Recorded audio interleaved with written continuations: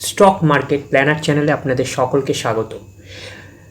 Subscribe করে পাশে থাকা বেল আইকনটা ক্লিক করে অল সিলেক্ট করবেন, তাহলে আপলোডিং ভিডিওগুলোর সাথে সাথে আপনাদের নোটিফিকেশন পেতে সুবিধা হবে। মনোপলি বিজনেস করছে যে কোম্পানিটার নাম হচ্ছে আইআরসিটিসি।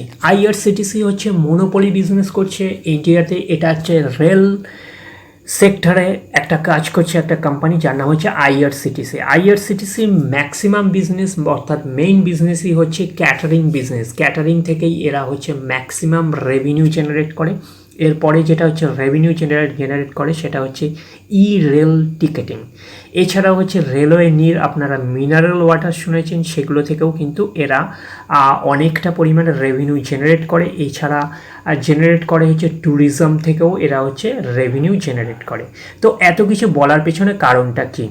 এই কোম্পানিটা সংযোজন করতে চলেছে আরেকটা নতুন বিজনেস, সেটা হচ্ছে হোটেল বিজনেস। হোটেল বিজনেস তারা হচ্ছে আরেকটা বিজনেস অ্যাড করতে চলেছে। তার ফলে কিন্তু কোম্পানির পারফরমেন্স কিন্তু আরও ভালো হবে এবং বিজনেস কিন্তু আরও গ্রো করবে এবং তাদের রেভিনিউ কিন্তু আরও বেশি পরিমাণে জেনারেট হবে।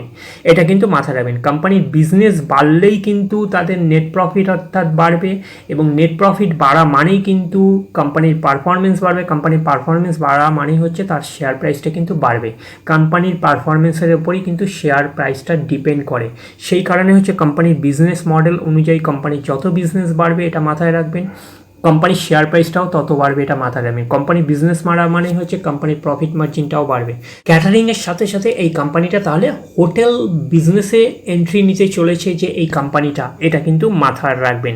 তাহলে কীভাবে তাদের হোটেল বিজনেসে আসছে সেই মডেলটাকে আপনাদের বুঝতে হবে।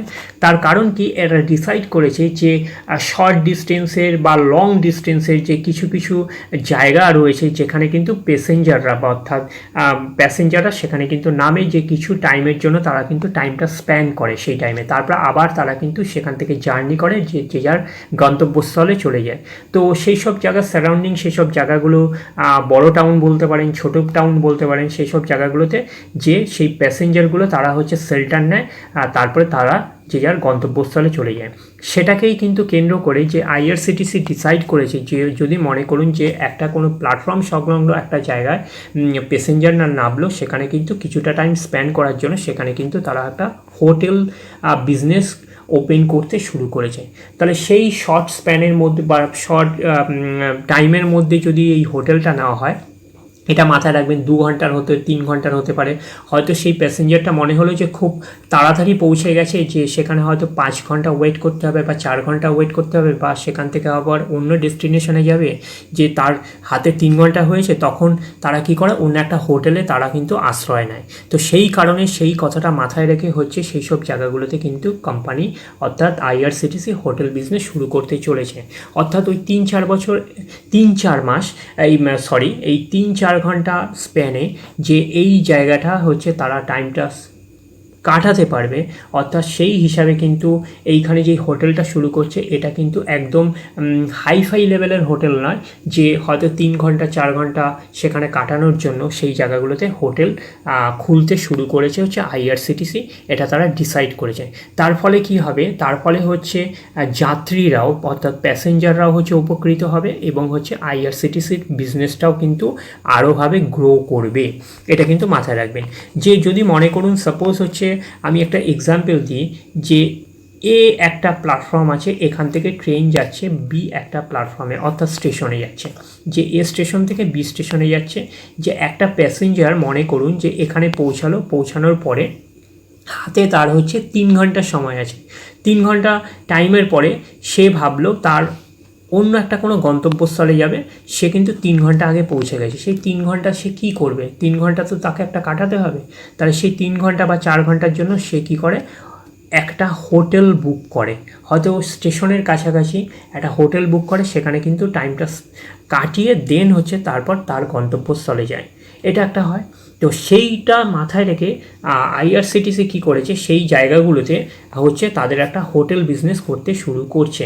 অর্থাৎ সেই প্যাসেঞ্জারটা ওইখানে যখন পৌঁছাবে অন্য হোটেলে না গিয়ে আইআরসিটিসির হোটেলে হচ্ছে তারা হচ্ছে থাকতে পারবে 3-4 ঘন্টা, এবং সেই হোটেলটা কিন্তু হাইফাই লেভেলের রাখছে না, সাধারণ মানুষদের জন্য রাখছে। সেখানে একটা টাইম স্পেন্ড করে দেন হচ্ছে তারা গন্তব্যস্থলে যেতে পারবে। তাতে হবে কি, তাতে হচ্ছে সেই প্যাসেঞ্জারও উপকৃত হবে এবং আইআরসিটিসিরও বিজনেসটা আরও বাড়বে। তা আপনি বুঝতে পারছেন, এইভাবে কিন্তু আইআরসিটিসি হোটেল বিজনেসের মধ্যে এন্ট্রি করতে চলেছে।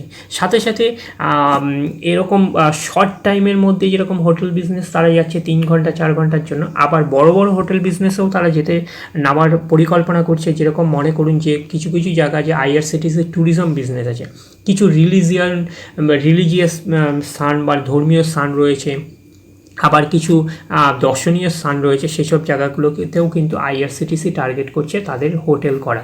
সেই জায়গাগুলোতে একটু মানে সেই রকম লেভেলের, অর্থাৎ একটু ভালো লেভেলের হচ্ছে তারা হচ্ছে হোটেল করার পরিকল্পনা গ্রহণ করছে, যে সেই জায়গাটা কিন্তু তারা হোটেল করবে, হোটেল ইন্ডাস্ট্রি গড়ে তুলবে। তার ফলে কী হবে, ট্যুরিজমের সাথে সাথে এই হোটেল গড়ে তুললে সেই জায়গাগুলোতে তাদের কী হবে, প্যাসেঞ্জারগুলো সেই হোটেলগুলোতে যাবে এবং তারা একটা কমপ্লিট প্যাকেজ দিতে পারবে। আইআরসিটিসি কী দিতে পারবে, কমপ্লিট প্যাকেজ। যেরকম হচ্ছে ট্যুরিজমের সাথে সাথে হোটেল, আপনার তারপর ক্যাটারিং, সব কিছুর একটা কমপ্লিট প্যাকেজ দিতে পারবে। সেটা নিয়েও কিন্তু একটা পরিকল্পনা রয়েছে যে আইআরসিটিসি টার্গেট করছে যে যেই জায়গাগুলোতে দর্শনীয় স্থান রয়েছে, ধর্মীয় স্থান রয়েছে, সেই সব জায়গাগুলোতে কিন্তু একটা বড় মাপের, অর্থাৎ ভালো 5 স্টারও বলতে পারেন সেই রকম ক্যাটাগরির হচ্ছে হোটেল করার পরিকল্পনা গ্রহণ করছে। তাহলে ওই রকম ট্যুরিজমের পাশাপাশি যেই রকম এক ক্যাটাগরির হোটেল, আবার আরেকটা ক্যাটাগরির হচ্ছে শর্ট টাইম কাটানোর জন্য হোটেল তারা টার্গেট করছে করার জন্য। তাহলে তার ফলে হচ্ছে হোটেল বিজনেসে এন্ট্রি করতে চলেছে আইআরসিটিসি। এছাড়াও টার্গেট আছে যে হোটেল বিজনেস যখন করবে, যে সেই সব স্থানগুলোতে দর্শনীয় স্থান বলুন বা ধর্মীয় স্থান বলুন, যেই জায়গাটা হোটেলটা করলো, হোটেলের নিচে তাদের টার্গেট থাকবে হয়তো কিছু শপ, অর্থাৎ দোকান রাখবে। সেই দোকানগুলোকে কিন্তু তারা ভাড়া দিয়ে দেবে এবং ওপরের পোর্শনটা তারা হোটেল হিসাবে ব্যবহার করবে। তাহলে দুই জায়গা থেকে তাদের কিন্তু কামাই হবে, হোটেল থেকেও কামাই হবে এবং সবগুলোর থেকে রেন্ট পাবে, সেটা থেকেও কিন্তু তাদের রেভিনিউ জেনারেট হবে। তাহলে আইআরসিটিসি তাদের বিজনেসটাকে কিন্তু এইভাবে বাড়াচ্ছে। তার মানে বুঝতে পারছেন যে কোম্পানির হচ্ছে পোটেনশিয়ালিটি রয়েছে, এই কোম্পানি মনোপলি ব্যবসা, এই কোম্পানিটা থেকে আগামী দিনে কিন্তু আরও ভালো রেভিনিউ জেনারেট হতে পারে এবং এটা মাথায় রাখবেন, যেহেতু বিজনেসটাকে কিন্তু বাড়াচ্ছে।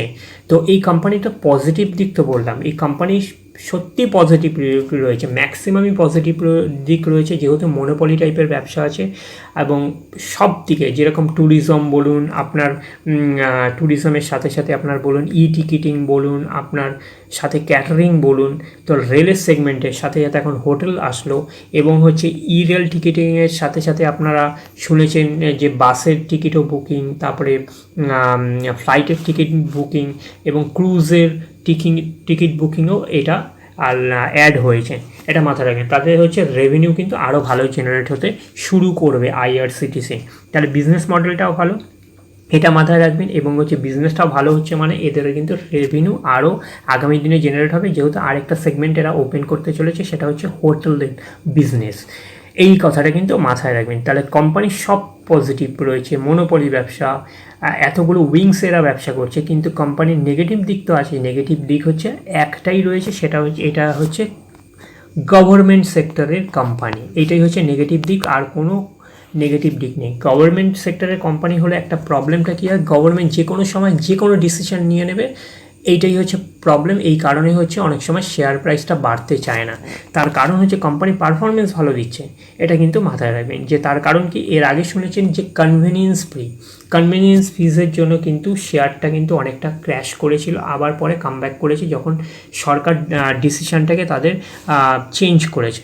যে কনভেনিয়েন্স ফিজটা কি, কনভেনিয়েন্স ফিটা হচ্ছে সরকার ডিক্লেয়ার করেছিল যে রেল টিকিটিং থেকে যে 100% রেভিনিউ জেনারেট করে আইআরসিটিসি। গভর্নমেন্ট বলেছিল যে ই রেল টিকিটিংয়ের যে রেভিনিউ হবে 100% কিন্তু আইআরসিটিসি নেবে না, তার থেকে 50% কিন্তু গভর্নমেন্টকে দিতে হবে। অর্থাৎ গভর্নমেন্ট 50% নেবে আর 50% আইআরসিটিসি নেবে। তার মানে আপনারা ভাবুন, যদি আইআরসিটিসি 100 টাকা লাভ হয় ই রেল টিকিটিং থেকে, তার থেকে যদি গভর্নমেন্ট 50 টাকা নিয়ে নেয় আর 50 টাকা আইআরসিটিসি যায়, তাহলে কতটা তাদের প্রফিটের মধ্যে ঘাটতি পড়বে আপনারা বুঝতে পারছেন।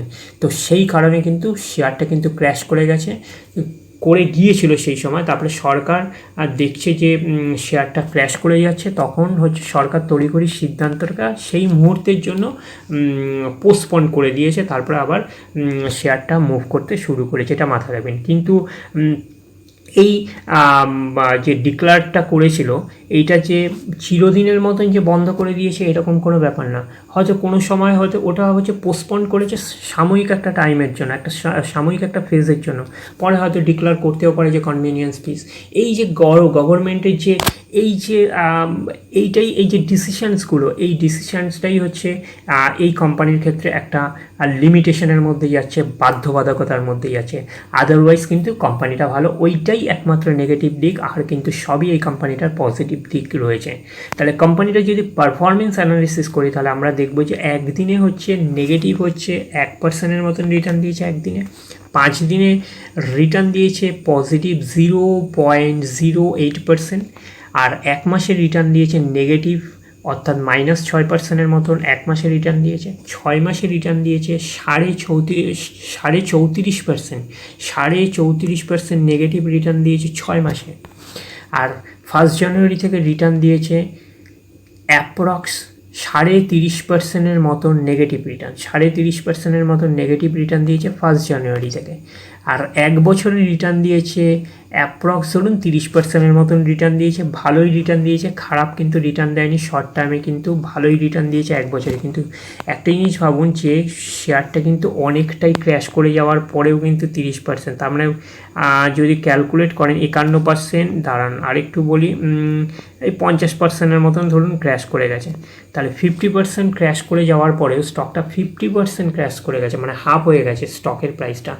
হাফ হয়ে যাওয়ার পরেও যারা 1 বছর আগে এই কোম্পানিতে ইনভেস্ট করেছে তাদের স্টক প্রাইসটা হাফ হয়ে গেছে, হাফ হয়ে যাওয়ার পরেও কিন্তু সে 30%-এর মতন কিন্তু রিটার্ন পাচ্ছে, এটা কিন্তু মাথায় রাখবেন। তাহলে শর্ট টার্মেই এই অবস্থা, তাহলে লং টার্মে গেলে দেখবেন আরও রিটার্ন ভালো দিচ্ছে। আর 5 বছরে যখনই যাবেন 276%, মানে 277% রিটার্ন দিয়েছে 5 বছর। 50% স্টকটা কিন্তু ক্র্যাশ করা অবস্থায়, স্টকটা 5 বছর আগে যে ইনভেস্ট করেছে তার স্টক প্রাইসটা কিন্তু এখন 50% ক্র্যাশ করেছে। সেই অবস্থাতেও কিন্তু সে এখনও কিন্তু 277% রিটার্ন পাচ্ছে, মানে 2.5 গুণের বেশি রিটার্ন দিয়ে দিয়েছে, এটা মাথায় রাখবেন। এই কারণে বলছে লং টার্ম যত খেলবেন তত ভালো, শেয়ার ক্র্যাশ করলেও কিন্তু আপনাদের রিটার্নটাও কিন্তু থাকবে, পোর্টফোলিও কিন্তু লাল হবে না, এটা কিন্তু মাথায় রাখবেন। হ্যাঁ, সেটা কিন্তু আপনার একটা ভালো কোম্পানিতে যেতে হবে, এটা কিন্তু মাথায় রাখবেন, ফান্ডামেন্টালি স্ট্রং কোম্পানি, তাহলেই কিন্তু পোর্টফোলিও যত লং খেলবেন তত কিন্তু আরও ভালো রিটার্ন পাবেন, এটা কিন্তু মাথায় রাখবেন। তাহলে ম্যাক্সিমাম চার্ট প্যাটার্ন যদি দেখেন, ম্যাক্সিমাম চার্ট প্যাটার্নও ওই 277%, কেন লিস্টেড বেশি দিন হয়নি, 2019 সাল থেকে, ওটা 5 বছরেরও চার্ট প্যাটার্ন নয়। তাহলে 19, 20, 21, 22 অক্টোবরে হলে 3 বছর কমপ্লিট হবে, তাহলে 3 বছরও এখনও কমপ্লিট হয়নি, তাও কিন্তু ভালো রিটার্ন দিয়েছে। আগামী দিনে কিন্তু এই কোম্পানিটা মাল্টিব্যাগার রিটার্ন দিতে চলেছে, এটুখানি মাথায় রাখুন, যেহেতু মনোপলি ব্যবসা। একটাই লিমিটেশন, সেটা গভর্নমেন্টের ডিসিশনটাই লিমিটেশন, আদারওয়াইজ এই কোম্পানিটার কোনো প্রবলেম এখানে কিছু নেই, এটা কিন্তু মাথায় রাখবেন। এটার মার্কেট ক্যাপ হচ্ছে, কোম্পানিটার মার্কেট ক্যাপ হচ্ছে অ্যাপ্রক্স 47,000 কোটি টাকার মতন মার্কেট ক্যাপ, এটা হচ্ছে লার্জ ক্যাপ টাইপের কোম্পানি। তাহলে এই কোম্পানিটাকে কিন্তু আপনার র্যাডারে রাখুন, একটা গুড নিউজ রয়েছে, এই কোম্পানিটা আরও বিজনেস বাড়াতে চলেছে, অর্থাৎ বিজনেস বাড়ানো মানে শেয়ার প্রাইসটা কিন্তু যখনই কোম্পানিটা ভালো পারফরমেন্স করবে শেয়ার প্রাইসটা কিন্তু আরও বাড়বে, এটা কিন্তু আপনারা র্যাডারে রাখুন। ডিরেক্টলি গিয়ে বাই করবেন না, কোম্পানিটাকে নিয়ে বুঝুন, কোম্পানির বিজনেস মডেলটা বুঝুন, কোম্পানির ফান্ডামেন্টালসগুলো অ্যানালাইসিস করুন, এবং যদি বিজনেসটা আপনাদের মনে হয় না কোম্পানি মনোপলি আছে, আগামী দিনে ব্যবসাটা গ্রো করবে, তাহলেই আপনারা ডিসাইড করতে পারেন এই স্টকটাকে নিয়ে, আদারওয়াইজ যাবেন না। যদি আপনারা দেখেন যে ফিউচার ওরিয়েন্টেড, অর্থাৎ ফিউচারে এই কোম্পানিটা গ্রো করতে পারে, বিজনেস বা পারফরমেন্স ভালো করতে পারে, দেন আপনারা ডিসাইড করতে পারেন এটা নিয়ে, এই স্টকটাকে নিয়ে। তাহলে এই অবধি, নেক্সট ভিডিওতে আবার দেখা হবে। ধন্যবাদ।